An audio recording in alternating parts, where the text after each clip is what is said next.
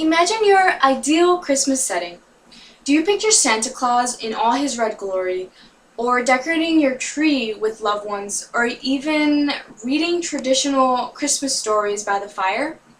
Have you ever questioned why this comes to mind? The history of Christmas is a long and often interpreted one, misinterpreted by some, so they say.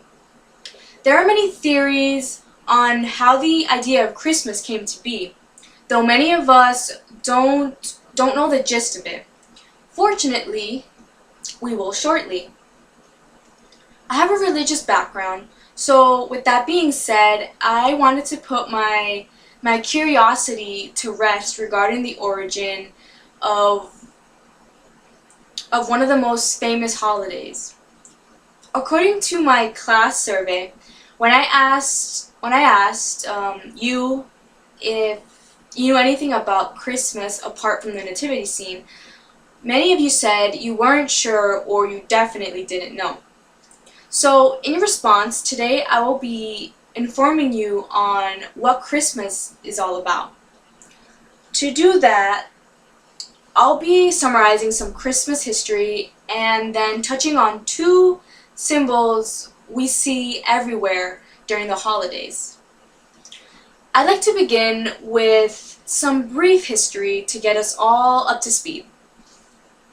For 2 millennia, people around the world have been observing with traditions and practices that are religious and some that aren't at all, according to an online article, History of Christmas by History, and published in October 2009.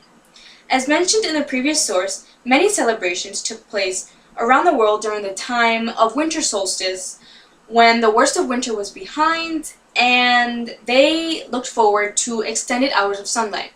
Meat and wine was fresh and several different gods were honored. In the early years of Christianity, only Easter was celebrated, considering the Bible doesn't mention a date for Jesus' birth. It wasn't until Pope Julius I, who chose December 25th, according to the article History of Christmas by History in October 2009. It's theorized that the church did this to increase Christmas popularity without regards to how the people celebrated it. Ironically, after attending church on Christmas, people would drunkenly celebrate in an environment similar to today's Mardi Gras. By the Middle Ages, Christianity had replaced pagan religion, also mentioned in the previous source. Americans reinvented Christmas in the 1800s, and it became a federal holiday on June 26, 1870, according to an article by History titled History of Christmas in October 2009. There was a lot of conflict during this time. Surprisingly, we can thank authors Washington Irving and Charles Dickens, who wrote The Christmas Carol, for opening the eyes of the people to the true meaning of Christmas with messages of goodwill and humility through a series of stories. The article History of Christmas by History in October 2009 says, without celebrating himself, many historians say that Irving's account actually invented tradition by implying that it described the true customs of the season. With influence from around the world, Americans built their own Christmas tradition that includes iconic symbols such as Santa and decorating trees. The modern version of Santa is said to have derived from a wealthy man named Nicholas.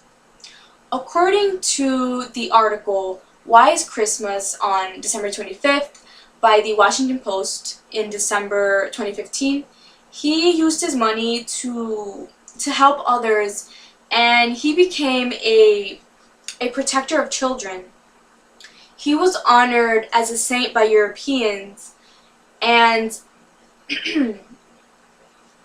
and in 1823, his story evolved into the popular poem The Night Before Christmas. From From there, along with the help of illustrators in the 1920s, the Jolly Red-Suited Santa was born. Plants and trees that remain green year-round have been used by many peoples to honor gods and beliefs. Germany is said to be credited with forming the Christmas tree tradition, but it wasn't until 1846, with Queen Victoria's popularity in Britain, that the Christmas tree was accepted in fashion-conscious American society. According to the article History of Christmas Trees by History in October 2009, the Christmas tradition as a whole has been evolving for millennia. It's made from pieces of other customs to create one of the most anticipated holidays of the year. We talked about the history and progression of Christmas along with two of the symbols we know and love today. So now that you know a bit more about our upcoming holiday, do you think it all comes down to our own perspective, or can you still imagine the same setting you did at the beginning? Regardless of reasons to celebrate or not, Christmas continues to be a time that brings us all together. Thank you.